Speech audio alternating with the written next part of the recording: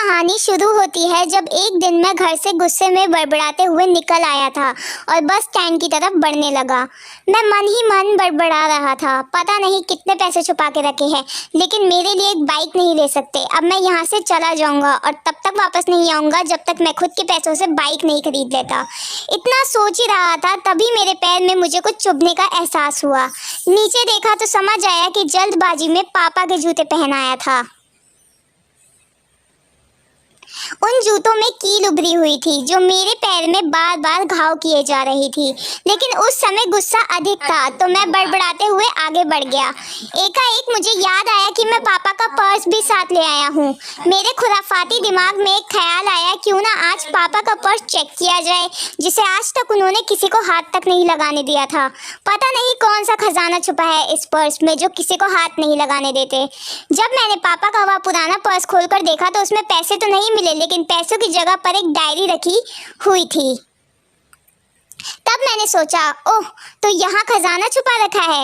मैं समझ रहा था कि यहाँ पापा ने लिखा होगा कि किस किस से कितने पैसे लेने हैं और किसको कितने पैसे दिए हैं, लेकिन मैं गलत था। जब मैंने उस छोटी सी डायरी का पहला पेज खोलकर देखा तो वहाँ पर जो लिखा था वह थोड़ा सीरियस कर देने वाला था। डायरी में जो लिखा था उसे पढ़ने के बाद मेरे चेहरे पर जो एक्सप्रेशन थे वह गायब हो चुके थे, क्योंकि डायरी में वैसा कुछ नहीं था जैसा मैं सोच रहा था। वहाँ पर उन पैसों का हिसाब लिखा हुआ था जो अलग अलग कामों के लिए अलग अलग लोगों से उधार लिए गए थे। उस लिस्ट में कंप्यूटर के नाम पर भी पैसे लिए गए थे। कुछ यूँ लिखा था, 50,000 बेटे के कंप्यूटर के लिए। यहाँ वही कंप्यूटर था जिसे मैं आज तक यूज़ कर रहा हूँ, लेकिन मुझे यह पता नहीं था उस कंप्यूटर को खरीदने के लिए पैसे कहाँ से आए थे, लेकिन आज पता चल रहा था। मुझे आज भी याद है जब मैंने पहली बार कैमरे के लिए जिद की थी, जो मेरे पापा ने मुझे 2 हफ्ते बाद मेरे बर्थडे पर ला कर दिया था, जिसे देखकर मैं बहुत खुश हुआ था। और मुझे खुश देखकर मुझसे कई ज़्यादा अगर कोई खुश था तो वह थे पापा। अब मेरे चेहरे से गुस्सा एकदम गायब हो चुका था। जब मैंने आगे का पन्ना पलटा तो वहाँ पर कुछ विशेष लिखी हुई थी। पहली जो विश थी उसमें जो लिखा हुआ था, अच्छे जूते पहनना।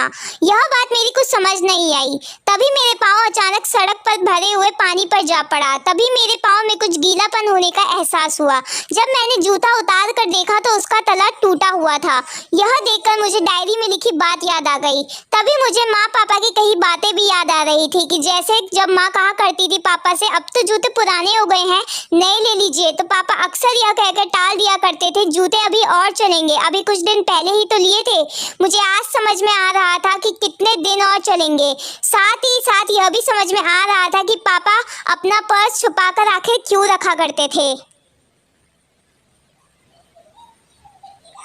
तभी उस डायरी को पढ़ते हुए बस स्टैंड पर पड़ी बेंच पर आकर बैठ गया। अब उस डायरी का आखिरी पन्ना बचा हुआ था। उस पन्ने को जब मैंने पलट कर देखा तो वहाँ कल की डेट लिखी हुई थी। तारीख के नीचे लिखा हुआ था 50,000 रुपये बाइक के लिए। बस इतना पढ़ा और मेरा दिमाग सन रह गया। अब मेरे मन में कोई शिकवा गिला नहीं बचा था। अब मेरी आंखों में सिर्फ आंसू चले जा रहे थे। मुझे आज तक नहीं पता तब मैं इतना क्यों रो रहा था। अब मैं जल्दी से घर की तरफ भागा, लेकिन जूतों की वह कील पाँव में अब तक घाव बनाने में कामयाब हो चुकी थी।